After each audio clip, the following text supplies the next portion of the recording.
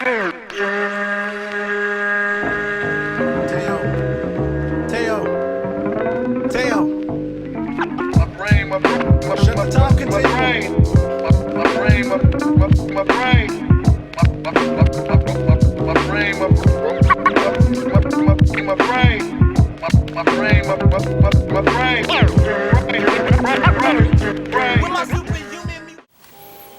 up, bitches? It's the misanthropic one, aka He Who Hungers, and I'm back up in this bitch for another rant/review. Today, I want to talk about this album right here, Danny Brown's latest album titled Atrocity Exhibition. I've never really dedicated a full video to talking about Danny Brown. I've mentioned him a couple times on a few videos or whatever. I know I definitely mentioned him when I talked about Esham's DMT sessions. But yeah, Danny Brown, for those that don't know, is a Detroit MC, Detroit, Michigan, and he first got a lot of recognition when he dropped XXX, or 30 as some people call it.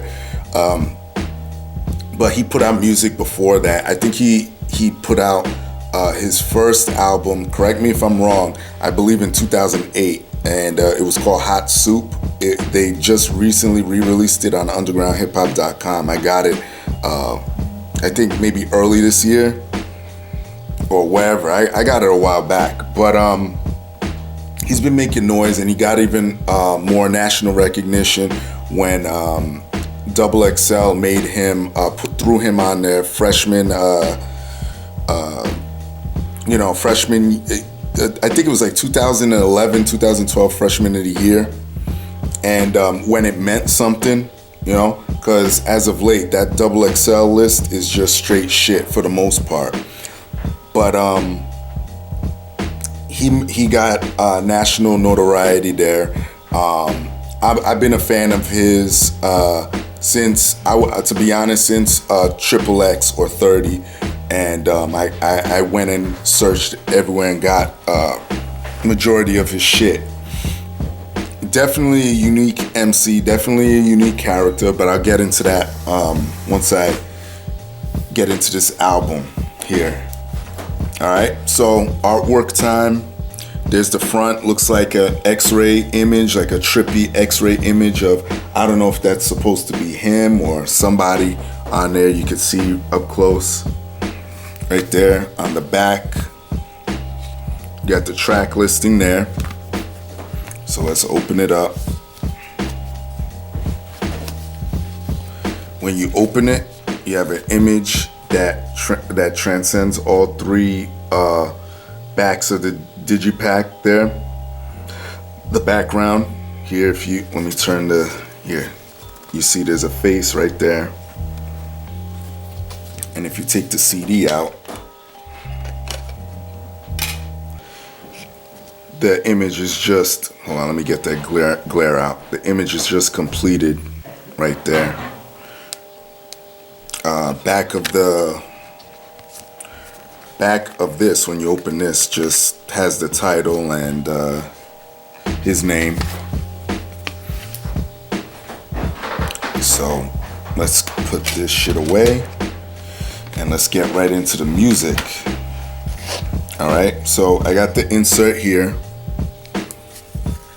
Again, there's pictures in here along with the liner notes and everything. See? Just show you a few, one or two. There you go. Alright, so production on this bitch. All tracks are produced by Paul White, except for here's some other people that were on here. You have Petite Noir, Black Milk. Shout out to Black Milk, who's also from Detroit, dope producer / MC. He's done a full album with him called Black and Brown. Check that out. Danny Brown has done a full album with him, I mean. You have Playa Hayes. Alchemist, and Evian Christ. So that's it for production on here. I'm gonna go more into that right now as I get into the pros and cons. Let me put this over here. Oh no, features first. Features, you have Petite Noir, you have Kendrick Lamar, Ab-Soul, and Earl Sweatshirt. You have Kalela and Be Real of Cypress Hill, the legendary Be Real. Features, you don't have too many. You have 15 tracks on here. Majority of them, meaning Kendrick Lamar, Ab-Soul, and Earl Sweatshirt, they're on track 4 with delivering a great posse cut on there. So a lot of these guys are spread out very well. You get a lot of Danny Brown on here, which is what I like to see personally. So fuck it, I'm going right into the pros and cons. Cons is really not much personally that I have to say about this, but to mix into the pros, I'm just gonna be a little bit subjective here. Some people, criticism that always comes to Danny Brown is his voice. He has a high-pitched, nasally voice that he rhymes with, and I could understand that. It's an acquired taste. I personally like it. Again, I've said this in multiple reviews. When people have a unique voice, it immediately sets them apart from everybody else. You don't want to sound like anybody else, and Danny Brown definitely does not sound like any rapper that I've heard of, and that's why I like him. That's one of the main reasons why I like him. Some people may look at that as a con. I don't. Content-wise on this album, he doesn't really veer too much outside of the whole drug abuse shit. He doesn't really veer much. So that's something that people may have an issue with. I do just a little bit. It's not that much because I really, really enjoyed this album. Fuck it, I'm just gonna go say this. This album to me is a great contender for album of the year for me personally, because I mean, just everything as a whole. Let me get into production. Production is fucking mad trippy. Just to add to the artwork, so you get this full fucking feel of the album. It's almost like you are high, but you're not. You're listening to this fucking album. It's fucking amazing. Lyrically, he's dope. I love his flow. One of my favorite tracks where he displays his flow to me is track 8, White Lines. Definitely a beat that is so abstract, and he's riding that like nothing. Very somewhat harmonic. Love the posse cut, really though. Track 4 featuring Kendrick Lamar, Ab-Soul, and Earl Sweatshirt. And I love how he actually wanted to make that track, because he said that this was a time when all of those guys that are featured, he was coming up at the same time. They were all getting the same buzz at the same fucking time. So it's only right that he get with them and put out a track, lyrical fucking track. What else? Those that have an issue with the voice, you could listen to track 2 and I believe track 11, which kind of threw me for a loop, because track 1 started off, I'll speak on track 2. Track 1 started off with, the voice that he uses on majority of his songs. But then when you jump to track 2, I thought it was a different rapper. So I had to check the track listing again to see if someone else was featured on it. But then it's him.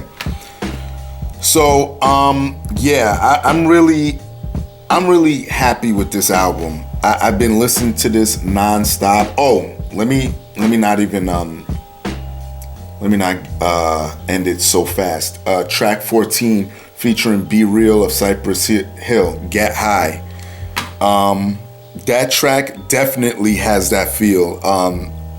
Production wise, Be Real was the perfect fucking feature for that track. I mean, like the title implies, get high. Danny Brown's talking about smoking some herb, but he talks about other drugs as well on this album. It's a whole mishmash of drug use, Detroit city life shit. Yeah, that's it, man. I'm really, really happy with this album. Shout out to my nigga Danny Brown, man. He really did it again. Me personally, I'm gonna give this a 9.5 right off the bat. I really enjoyed it.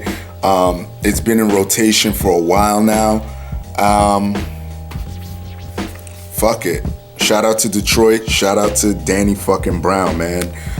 He's really holding that city down, and I know he did a lot of work on this album. I know he was, the album was done for a while, and he was trying to clear samples and shit. And let me tell you something. I'm so glad he went through the hell that he did to put this out, because it was fucking worth it. Shout out to my nigga Danny Brown. Everybody else, y'all know the deal. Leave your love, leave your hate. Most of all, subscribe. Support dope shit. And that's it. Peace, bitches.